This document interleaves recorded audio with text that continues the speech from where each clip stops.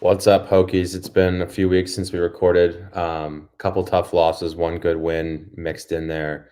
But we wanted to jump on and talk through kind of what's taken place so far in conference play, and then preview the UVA game coming up on Wednesday because that's always a point of interest for the fans. So, first things first, we'll just kind of recap I guess, first four official ACC games. We obviously had that one Louisville one in there as well, but a loss on the road to a pretty good Wake Forest team, a tough loss to Florida State on the road in a game that we probably should have had.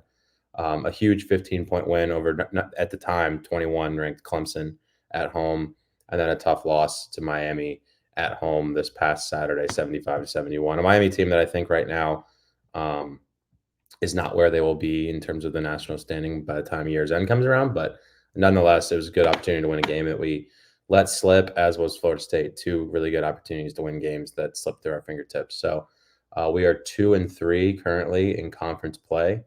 Um, I'll go through the schedule a little bit more in a second here and kind of rattle off what I think is our path to a winning record in conference play. But first, just kind of want to recap these four games at a broad level.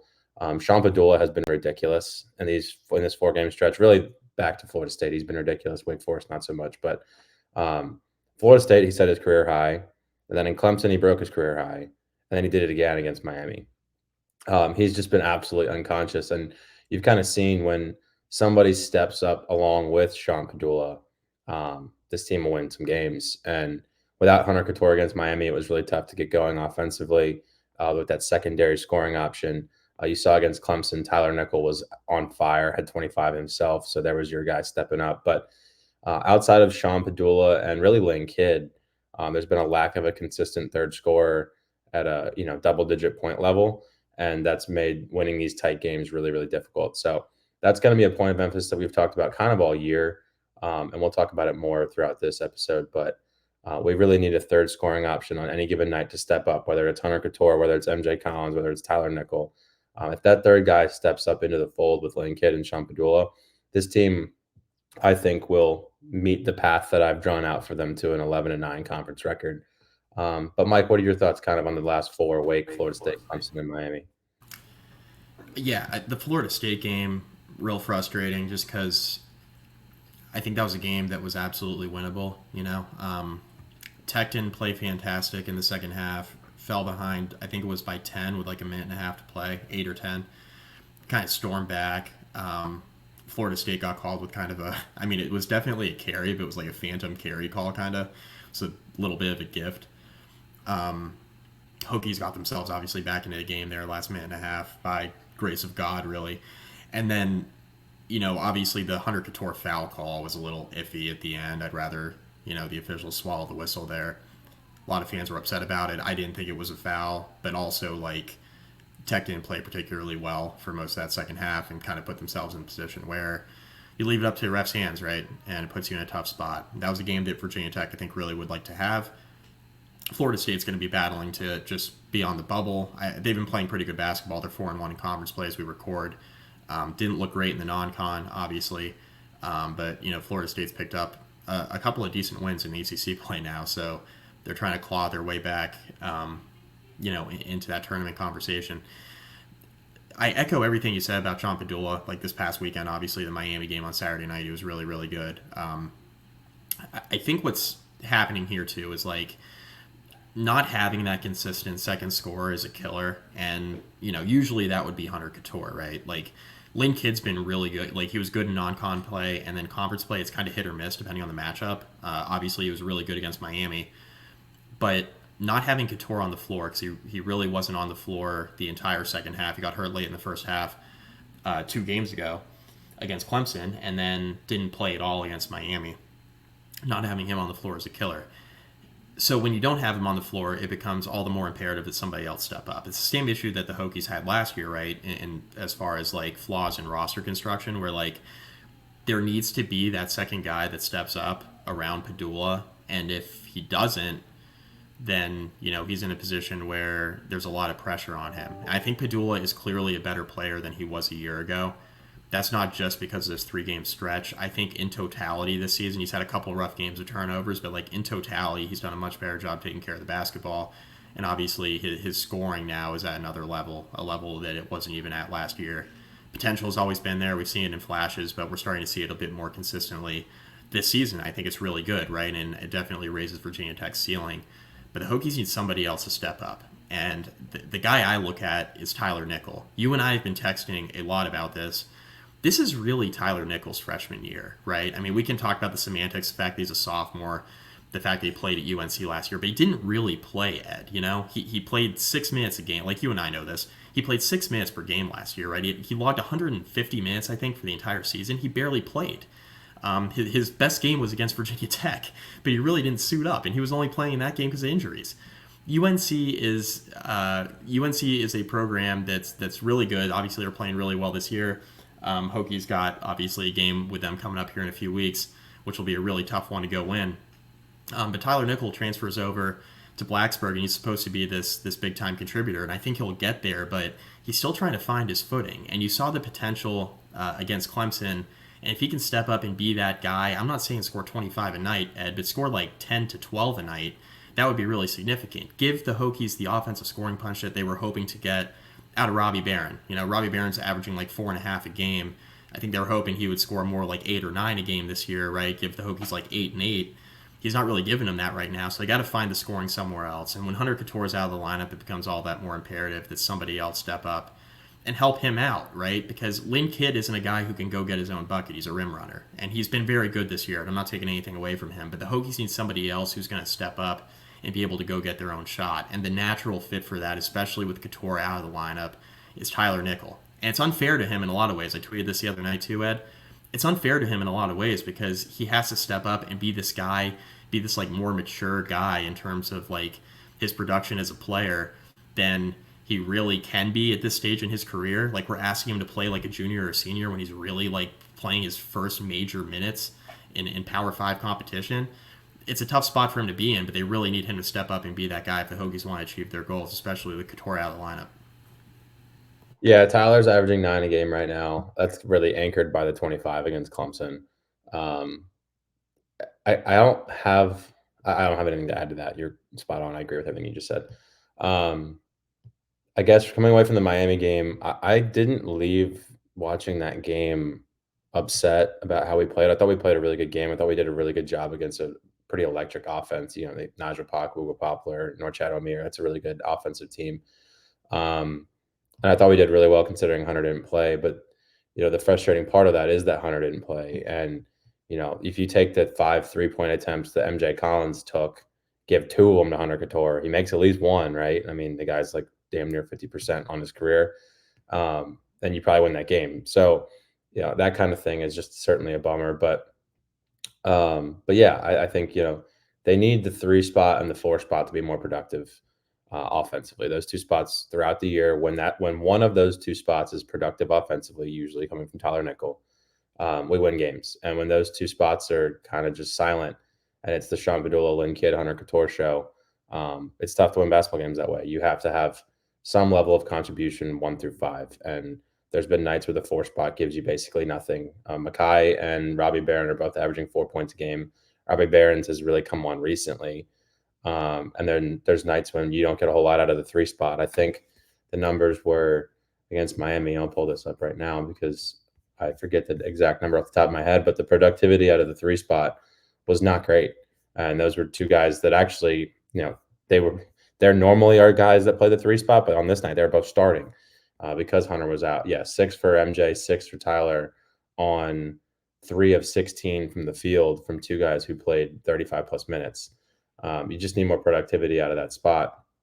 And I think you get Hunter back and you slide one of those guys back into the bench role and you'll start to find some of that productivity. But certainly didn't feel like we played a horrible game, just didn't have the firepower in the second half to keep up with the Miami firepower once they started hitting their shots. I thought we did a really good job in the first half of defending without fouling. I think that's going to be obviously massively important against Virginia on the road, not fouling, not giving Virginia easy buckets. They have a hard enough time scoring. Don't make it easier for them. So I hope that they can carry that trend over from Miami game into the Virginia game.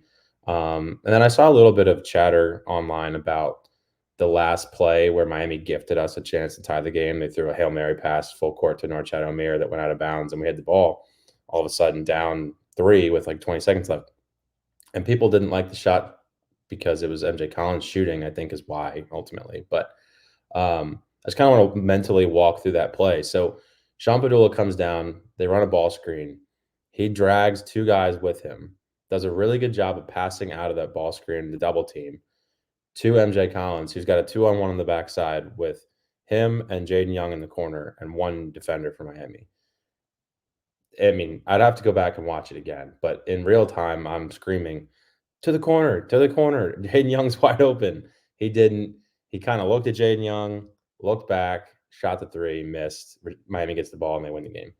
There's nothing wrong with that play call. You're playing 2-on-1 on the backside with 2 guys who are playing in the ACC on a night when you don't have Hunter Couture. If you have Hunter Couture in the game, he's one of those 2 guys. So I had no problem with the play call. I just want to kind of get that out there that Well, anytime that you create an odd man situation for the defense, that's a good play call. That's a good set. That's a good shot. I thought MJ should have moved it to the corner for Young, and then who knows what happens from there. But overall, nothing wrong with that play call. and if Couture's on the floor, they're probably not doubling Padula, right? Probably not. That's the other part of it. Like, Padula is probably playing in that MJ Collins role at the top of the key. Like, they're probably not doubling Padula there and leaving a guy who shoots like 46% from 3 wide open. Right? They're not. I mean, how many times has Hunter Couture killed ACC teams with that shot at the top of the key? Like, a million times. Like, that's his shot. They're probably not doubling. If they are, right, and they're going to show hard to Couture there, then who is it in the corner? It's probably MJ Collins in the corner, Ed. They're probably passing it to MJ Collins, and he's probably taking the shot from the corner. So I'm with you. Like, the alignment probably looks a little bit different, but ultimately, is it MJ Collins still maybe taking the shot? Yeah, it is. Like, MJ Collins is still probably on the floor in that situation. Yeah. So I was okay with that. I mean, MJ Collins also just hit a 3, right, to keep the Hokies in it. Like 30 seconds before that, he hit a huge 3 at the top of the key. I would have liked if he didn't hesitate. I mean, I think the hesitation killed him a little bit. Yeah. So, maybe not hesitate, maybe take that shot right away. But he was definitely considering it, tossing it to Jaden Young in the corner. Jaden Young probably, from what we've seen so far, is probably a more reliable 3-point shooter. I'm okay with it though. Like, I think you live with it. I think if you're Padula, you made the right basketball play. You know you're going to get doubled. Miami knows that Virginia Tech's only offense is Padula creating his own shot or Lynn Kidd rim running, especially with Hunter Couture out of the lineup. So of course they're going to double Padula when the Hokies need a 3. So I was okay with that play. It's kind of just like a consequence of the position Tech was in there. Yeah, and one other thing that I want to talk about a little bit that we haven't really talked about much on this podcast, and I've seen it addressed other places at a very high level, and it's a talking point for some reason, and I just don't want it to be anymore because it's a silly talking point. Is the Rodney Rice situation and the constant? Well, if we had Rodney Rice, well, if the staff didn't run off Rodney Rice, that's a ridiculous thing to say. That is not what took place. The staff did not run off Rodney Rice. I'm pretty sure that they would want Rodney Rice in the building if it was best for the program and the team and the kid himself. And even if they did, right? Even if they did, which they did not. You lose Rodney Rice and you bring in a player who's as talented, in my opinion, maybe even more talented, in Tyler Nickel. It's a wash. So, like, from a roster construction standpoint, you're still bringing in talented players who are learning on the fly, like we talked about with Tyler. He played 6 minutes a game in a different system in North Carolina, so he's basically a freshman. So, the Rodney thing, what if we had Bronny James? What if we had Kyle Filipowski? We can play that game all day long. Rodney didn't want to be here. He transferred and left, and he's not playing currently in college basketball. So that's all I'll have to say on that one. It's just the constant harping on who's not here is a complete waste of time. Yeah, Darren Buchanan had a really good game for George Washington. He played 51 minutes in that game. He's playing against Fordham. He's not playing against Miami. Can we please stop talking about players who have left the program? It's just such a waste of breath. It really is. Yeah, I mean, hats off to Buchanan on the great game against Fordham, but he's playing in the A10, right? And he played 51 minutes to score 30 points. We're playing in the A10. I mean, I don't know. We're going to do this all day. You'd rather have Rodney Rice than not. Of course. Right? And we're not disputing that.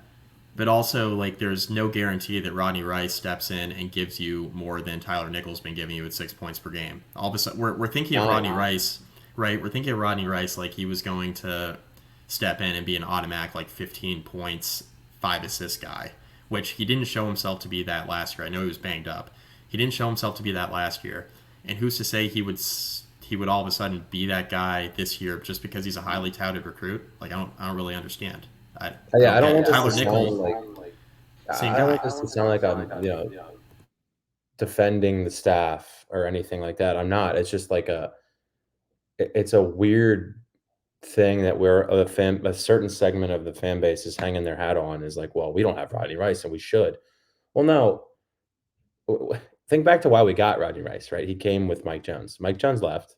Rodney Rice stuck around for what, an extra 2 months, and then he left. Um, Darren Buchanan came here with Mike Jones, DC guy. Darren Buchanan left when Mike Jones left. So if Rodney had left when Mike Jones left, would people feel better? Probably, I guess. I don't know. That's a weird way to think about it, but I guess people would feel better. If Rodney Rice had left when Mike Jones left, that probably would have been better for everybody involved, but he didn't. He waited until 2 weeks before the season, and he bounced. And look, I want Rodney Rice in the program just as much as the next person, but I only want him in the program if he wants to be in the program. If he doesn't want to be in Blacksburg, then why keep him around? Why would you beg for him to stay? If you don't want to be there, you don't want to be there. It is what it is.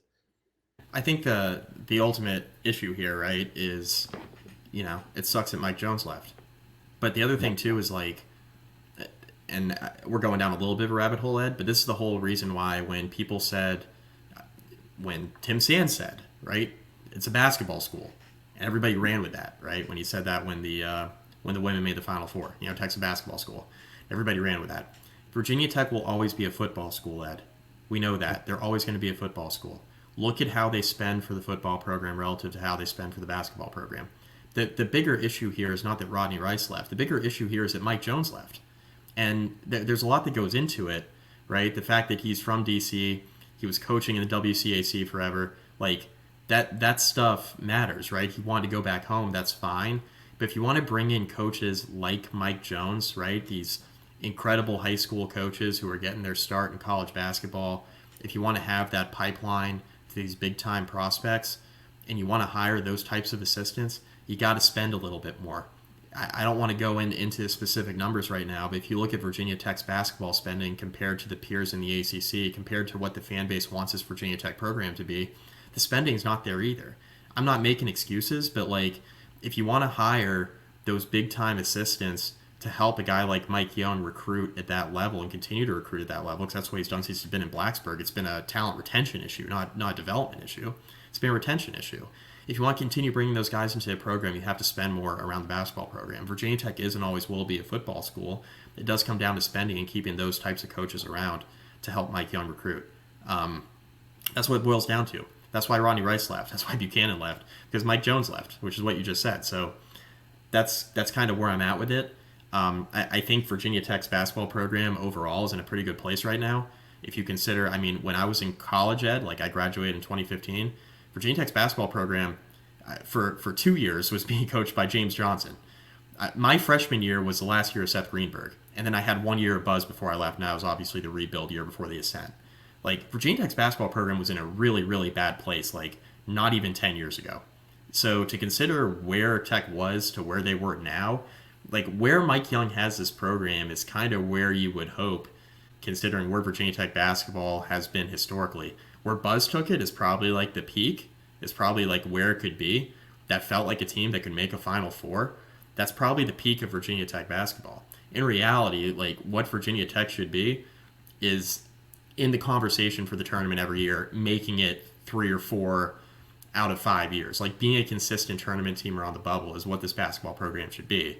I'm not saying that there hasn't been a lot left on the table so far. I think there has been. I think there's been some disappointing years. Obviously, last year losing Couture. This year, obviously, not having Couture the last couple of games. Hopefully, he can get back on the floor.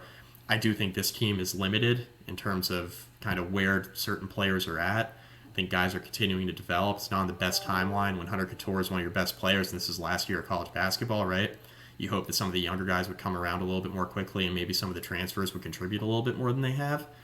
But overall, it's hard to be really upset with like the state of the basketball program right now. And I think some fans are being hung up in that without realizing that like a decade ago, this was not a very good place.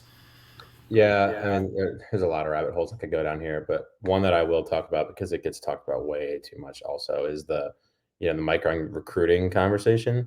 Um, Mike Young has brought in, I think, 3, if I'm looking at this correctly, with a fourth on no, 4 with a fifth on the way. Top 13 players in program history. And there's the constant conversation about, well, yeah, he brings them in and then they leave. Well, okay, can we look at where they're going, please? These kids aren't going to Duke. These kids aren't going to Clemson. These kids aren't going to Miami. They're going to Northern Arizona and they're going to GW and they're going to George Mason. Like it's not like yes, they were highly rated in high school. They're not. It's not like it's Chris Clark, right? It's not like Chris Clark jumping in the portal and going to Texas Tech with Chris Beard on a really good basketball team. These guys are leaving and they're downgrading. Like Jalen Cohen left. No disrespect to Jalen Cohen. He went and played at Northern Arizona, and now he's at Cal. Joe Bamisle's played at 4 schools in 4 years. And Darius Maddox left. I don't believe I've never heard that he was upset with the staff or anything. He left for a family problem, and he moved back to the area. He's up in D.C. He's playing at George Mason in Fairfax now. He's back closer to his parents due to family things. So this constant narrative is very interesting to me because it's not rooted in any real fact. It's just people yelling at the sun, and it's really annoying and it's wrong. And if you want to continue to question the recruiting ability of this staff, just look at the number 4 all-time commit in Virginia Tech history, who's on his way to Blacksburg next year, Ryan Jones Jr. from Gainesville, Florida. So with with that, I'll get off the soapbox and we'll move on to this UVA game. Actually, no, I won't. One more thing. People love to say, "Oh, well, we should have kept Buzz." Buzz is 10-6 at year 5 in Texas A&M, and his second to best player is a guy who was a redshirt freshman on our Sweet 16 team and is 23 years of age in college, in Tyrese Radford. So Buzz is not exactly lighting the world on fire down in Texas A&M with infinitely more resources than Mike Young has in Blacksburg. With that, we will go to the UVA game. UVA reeling a little bit right now. This is not your Tony Bennett team of the past.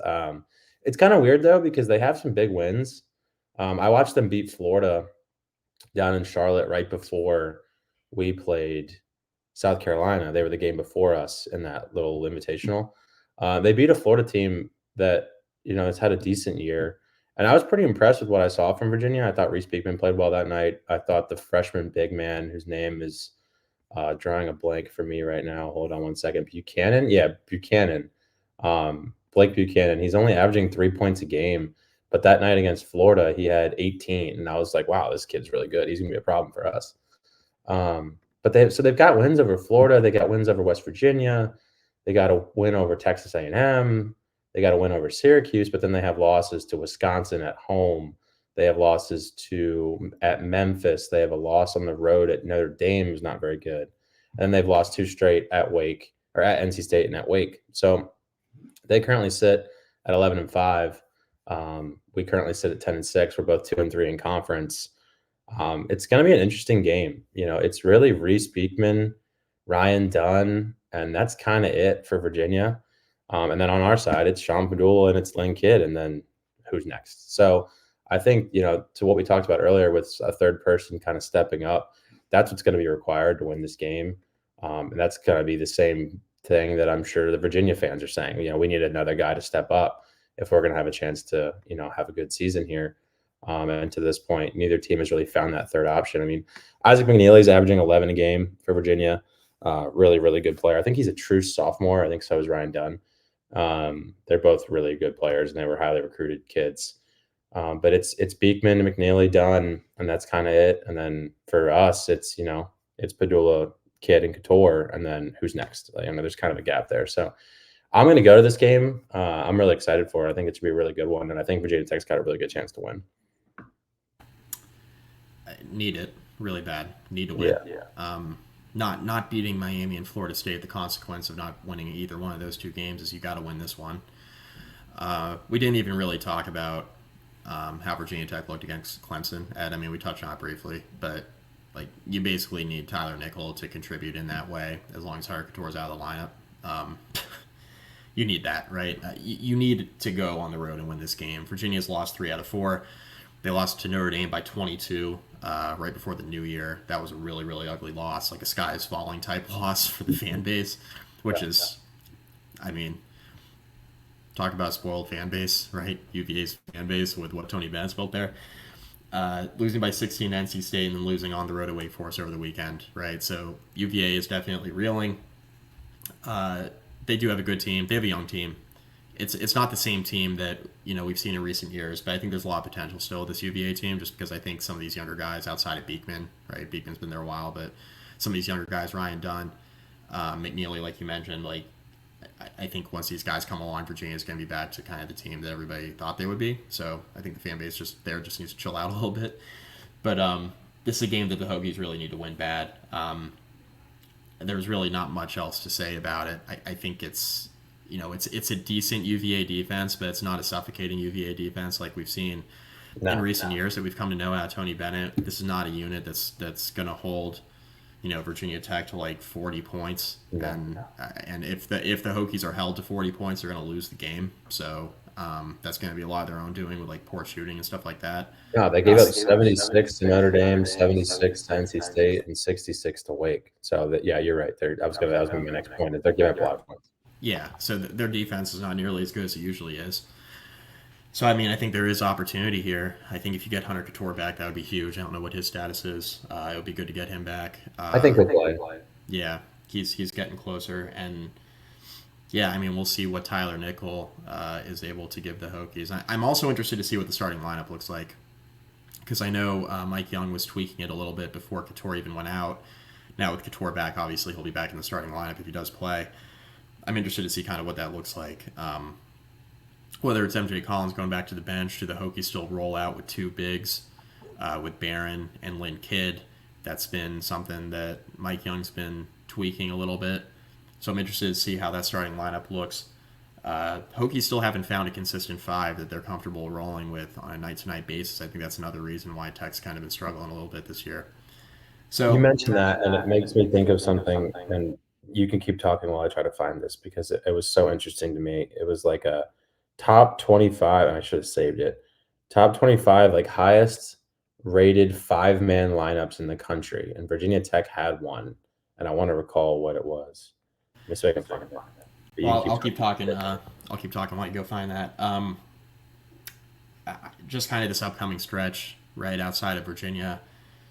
Tech plays 3 out of the next 5 games at home, right? They have back-to-back road games here at Virginia. Then they play at NC State over the weekend. You've got to try to win that game too. Then you get Georgia Tech at home, Duke at home, at Miami. Anybody writing off that Duke game as a loss because of how Duke has looked this year so far, I think would be kidding themselves, especially considering how Virginia Tech has played against Duke at home over the last like 5 or 6 years. I think that's a game Virginia Tech can definitely go out and win. I think in that game you're definitely going to have production out of Couture and Nickel, because I think that's a game where a guy like Lynn Kidd could be a little bit more limited going up against Kyle Filipowski. I worry about Lynn Kidd against like the better competition in the front court in the ACC. But Boston College is a winnable game. Georgia Tech certainly a winnable game. This is a stretch here that I think is really, really important to Virginia Tech's tournament chances. And if you're a little bit more pessimistic and don't think Tech's going to a tournament, that's okay too. But at the very least, this is really important to Virginia Tech's bubble chances, that you at least win these, 3 out of the next 4 games against Virginia, NC State, Boston College, and Georgia Tech. You need to end January trying to scrape to 500 or game over 500 in the ACC if you can. Ed and I were doing a little bit of math on the schedule. Ed, not to jump too far ahead, but we were doing some math on the schedule. I think each of us said that Virginia Tech would be a viable tournament option if they finish with 11 or 12 wins in the ACC. I think to put yourself in a really, really good place to do that, you've got to at least try to win 3 out of your next 4. That way it gives you breathing room in February and March to maybe drop one that you shouldn't and still give yourself an opportunity to get to that 11 or 12 win mark entering ACC tournament play. So this is a really important 4-game stretch here coming up for the Hokies. Yeah, I can't find it. I'll keep looking for it in a second. But yeah, no, I actually, I heard you just say win 3 out of the next 4. I did this quick math before we recorded, and I even just had us going 2-3 in our last 5 games in January. So that would be wins over. I think I just counted the 2 home games. Wins over, I think it's Georgia Tech and Boston College at home, and I was just counting all of the other remaining January games, the at UVA, at NC State, and Duke at home. I was chalking those three up as losses and had us just winning two and going 2-3. And that gets you to 4-6 in conference play as the calendar turns to February. But then it kind of lightens up, right? So then in February, you got at Miami, that's a tough one. You go to Notre Dame in a game that I think we would all believe is winnable. Florida State at home, which would be a very winnable game. At UNC, loss. They're very, very good. That would be a monumental win. That huge, huge. Then That would be Virginia gigantic. at home, where Mike Young has done really well, beating Virginia at home. We've pretty much split with them every year that Mike Young's been here. At Pitt, toss-up game. At Syracuse, toss-up game. So even if you give us one of the two away toss-up games against Pitt and Syracuse to end the month, you go 4-3 in February. Calendar turns to March. You got Wake at home, tough team to play. They're really good, but at home, I like our chances against anybody. At Louisville, go on the road and win one against a team that is not terrible, but still pretty bad. And then you have Notre Dame at home, who's not very good in a game you'd expect to win. So you go 3-1 in March. That puts you at 11-9. So even if you don't steal either Virginia or NC State, there's still a pretty clear path. I thought pretty conservatively. I didn't think I was being crazy when I did this to an 11-9 conference record. I think if you go over 500 in the conference with the non-conference schedule we had, I like our chances to be, to backdoor our way into the tournament. We played a top 100 non-conference schedule and did well in doing so. The Iowa State win keeps getting better. That's a really, really good team. Boise State win also keeps getting better. And none of the losses are really that bad. Mike and I talked about this before we press record as well. Like, you lose to South Carolina. They're right now a tournament team. Lynn already has them as a 10 seed. You lose that game by 2 on a neutral site. That's not going to kill your resume. You lose to Florida Atlantic on a neutral site as well. Again, really good team, top 25 team. The loss to Auburn keeps getting better as they keep winning games. They're a ranked team now as well on the roads. That's not going to kill you either in terms of your resume. The loss to Wake, you don't want to lose that by 20 the way we did, but that's a good team on the road. Lost to Florida State one. That's the one you could probably point to the most and say Florida State or Miami are the two you point to the most and say, like, that's not a good loss. And even in saying that, Florida State's won 4 straight games to start conference play. They're 4-1 with their one loss being back in that weird one-off conference game to UNC, who's one of the best teams in the country. And then the Miami one, I think, will age well. I think Nigel Pock, Norchad Omier, Luka Poplar, that's a really good core. That freshman kid that they had too, that's a big dude. I'm excited to watch his career kind of unfold. So, yeah, the Florida State and Miami ones are the worst of the losses, and I don't think they're not resume killers by any stretch. So, if you are able to battle your way to an 11-9 or 12-8 conference record, I think you find yourself in a really interesting position on Selection Sunday. So, I'm excited to see kind of what we can do with these next 2 road games, Wednesday, Saturday. If you find a way to win one, that's kind of, you're playing with house money then for the rest of the month, because then you got 2 home games against Boston College and Georgia Tech, and then Duke comes into Blacksburg, which is always an interesting time. You always got to look at these games like, especially in conference plays, like 3 or 4 game sets. Like, hey, can we steal 2 here? Can we win one of these next 3 tough ones? Can we? Because, when you look at the schedule in totality and you think back to some of the wins that Virginia Tech had in the non-con, beating Iowa State, beating Boise State, and then you mentioned, like, none of the losses are bad, like, real bad at the moment. Like, Florida State's, I think, the worst one. Everybody's pointing to Miami because Miami went and lost to Louisville last week. Okay, fine. Miami, like we mentioned, I think that's still a tournament team. They were dealing with some injuries too going into that Louisville game. Like, they didn't even practice. Jim Larinaga mentioned it. Like, should they have lost that game? No, but like, they went in and they didn't really have enough healthy bodies to practice. Everybody on their roster was dealing with some sort of ankle sprain, it seemed like. So I don't know if that's coach speak and just like protecting your players from a bad performance or what, but like, they seem more prepared, obviously, going to Blacksburg. And I thought Tech played them tough. Florida State's probably the worst loss, and they're 4-1 in ACC play right now. So if your worst loss is to a team that looks like it could find its way back on the bubble with the way it started out ACC play, I think you're in a pretty good spot. And like we mentioned at the start of conference play, we recorded a podcast and discussed, like, okay, what is the record that gets Virginia Tech on the bubble with an opportunity to get to the tournament? And I think, we both said 11 or 12 ACC wins, but a big part of that conversation was like, show us what the losses are. And that continues to be the case. And when looking at this schedule right now, Tech doesn't have any terrible, terrible losses. I think Florida State's definitely the worst one. We'll see how that ages. It's aging pretty well right now, considering how Florida State's been playing recently. We'll see if that continues. That does have an opportunity to still be one of the worst losses on Virginia Tech's resume.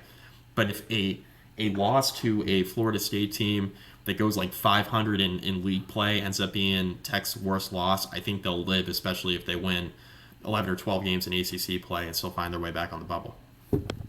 I found the lineup thing. Oh, you have to pay for it on the website itself. That's all right. I have the TikTok.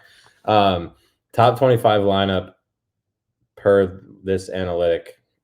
How much I trust it, I don't know, but I just did find it interesting that the combination of players. So Virginia Tech has one. There's certain teams on this list who have multiple combinations that would be deemed as top 25 lineup combinations.